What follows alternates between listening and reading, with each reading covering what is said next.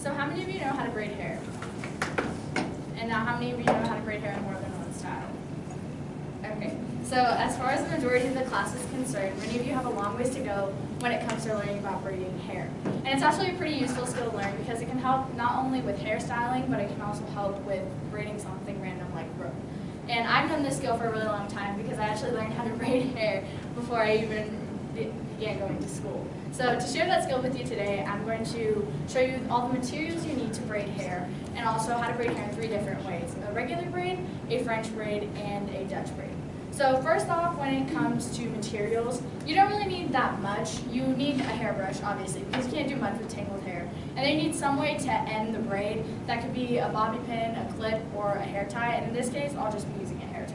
So now let's move on to the actual braiding part. So here I have my lovely volunteer, Alexandra, and I'm going to turn this on. So first thing you need to do is you brush out the hair, and to do that, you just brush your hair. And then next thing you do is you divide it into 3 pieces, and you try to get it equal, but you don't have to be perfect about it. Now all you do is you take the right piece, and you go over the middle, and you grab the piece that was in the middle, and you pull it out to the right, and you take the left piece, and you go like this, and you go over the middle again. So then you just continue to do that until you get to the very bottom. And then once you do end up getting to the bottom, you can just finish it off with a hair tie. And you don't want to go too low, depending on how your hair is cut, because if you go too far, then like pieces start falling out, and then the braid just falls apart. So you figure out where you want to end it, and then you just take a hair tie, and you wrap it around, and there you have it. You have one just regular braid. So now that's pretty basic, and that's something you need to know if you want to braid any other type of way. So now that we have that down, we can move on to the French braid to add a little bit more of a depth to your hairstyle. So first thing you do is brush your hair, but we've already had the brush. And then you take your hair and you split it to wherever you want your French braid to start. So if I take this part, the braid will start right here. So you just start off like a regular braid, and you split it up into 3. And you take the 3 pieces and you do it like a regular braid. You take the right over the middle, and then you take the left over the middle again.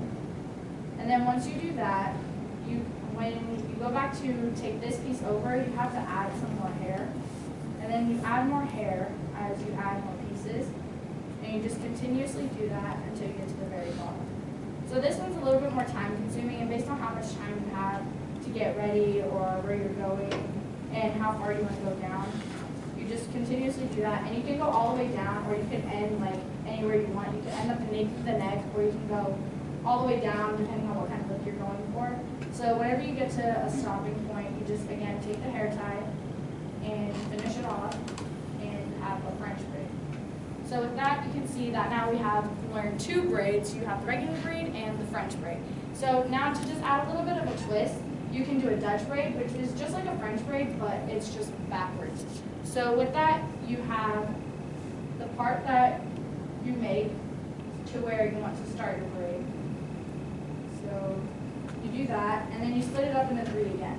So you'll just start it off like another braid. You'll do the right over the middle, but instead of going over, you'll go under. So you take the right under the middle, and then you take the left under the middle again. So again, you have to make sure that you go under, and just like the French braid, you'll grab more hair as you go along. So you grab more hair, and you go under again.